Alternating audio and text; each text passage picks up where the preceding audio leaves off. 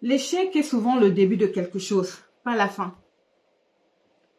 Parce que si on regarde bien chacune de nos vies, on se rendra compte qu'on a tous reçu des coups. On a tous reçu des poignards dans le dos. On a tous reçu des coups durs qui nous ont musclés, qui nous ont forgés. Et quand une déception arrive, si on se souvient bien, si on regarde bien, on se rendra compte. Des fois, on est sorti de certaines situations un peu plus difficiles, un peu plus compliquées que ça. Mais des fois, ce qui choque, c'est beaucoup plus la surprise du moment, la surprise de l'instant présent. Mais après, on puise la force en nous pour se relever et continuer d'avancer. Même dans la parole de Dieu, on dit, va avec la force que tu as. Ça veut dire que la force, on l'a en nous, on l'a pour surmonter toutes sortes d'épreuves. On a cette force pour surmonter toutes sortes de problèmes. Donc, il faut se référer aux petites victoires dans le temps pour pouvoir affronter le futur. Ça ne sert à rien d'avoir des regrets. Ça ne sert à rien de regarder en arrière. Le bonheur est devant. Le bonheur est devant. Mais il faut savoir l'apprécier. Il faut savoir l'apprécier. À travers les petites choses ou à travers les grands bonheurs qui nous surprennent. Ça vient comme une surprise. Voilà. Et il faut savourer cet instant-là, ces moments-là, quand ça arrive. Du coup, il faut garder toute sa lucidité, tout son esprit pour pouvoir l'apprécier et le conserver.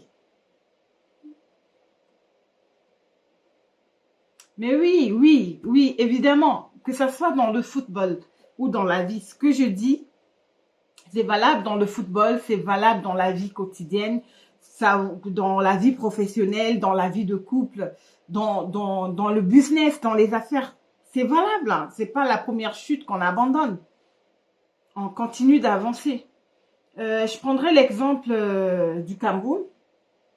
En 1972, après la Coupe d'Afrique organisée chez elle, cette édition-là, en 1972, remportée par les Diables Rouges du Congo, il y a eu une refondation, une reconstruction. Et dans les années 80, on a vu le nombre de Coupes d'Afrique glanées par le Cameroun. Par le Cameroun. 84, 88 et que sais-je encore, toutes les éditions qu'on ne va pas citer ici.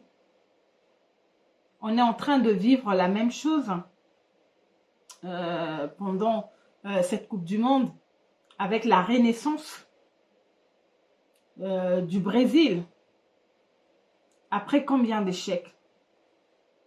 Après combien d'échecs? On retrouve la Seleção avec sa jeunesse, avec sa fougue, avec le spectacle, le jeu que cette équipe est en train de présenter. Il y a eu une période de reconstruction. Ça a pris du temps. Et là, la mayonnaise commence à prendre. C'est le cas de toutes les grandes équipes. Après, la France, après le sacre de 1998, a connu des échecs. A connu des échecs. 2002, c'était la débandade, c'était le fiasco. 2010, ça n'a pas été mieux. Ça n'a pas été mieux.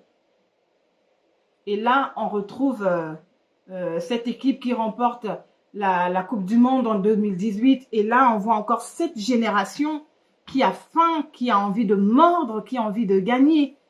Parce que on a eu le temps de se poser de bonnes questions et de bâtir.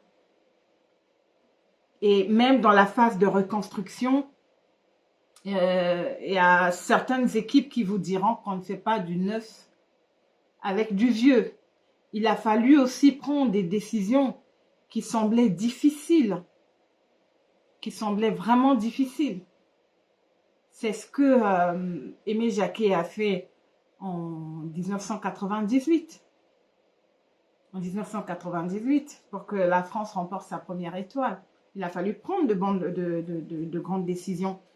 Et voilà, cette équipe a remporté la première Coupe du Monde, ensuite 2018, et là, nous sommes en 2022.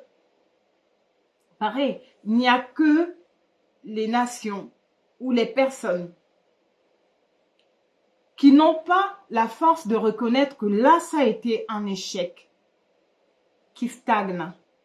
Il n'y a que les personnes qui sont incapables d'entrer en elles-mêmes et de se dire, là, ça a été vraiment un échec, mais je peux me relever, je ne reste pas couché, je me relève et j'envisage l'avenir différemment, avec un peu plus de maturité.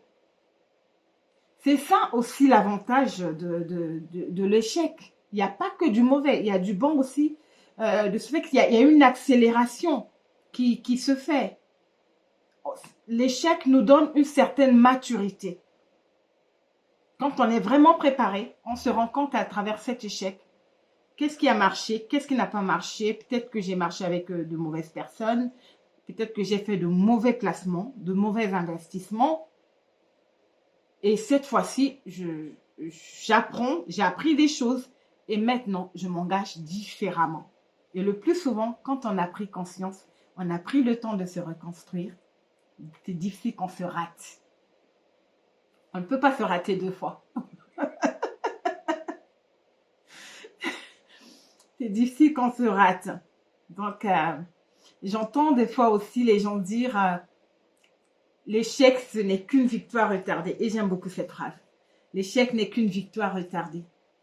À condition d'en prendre conscience et de ne pas baisser les bras, continuer de travailler, continuer d'avancer, continuer de faire des choses.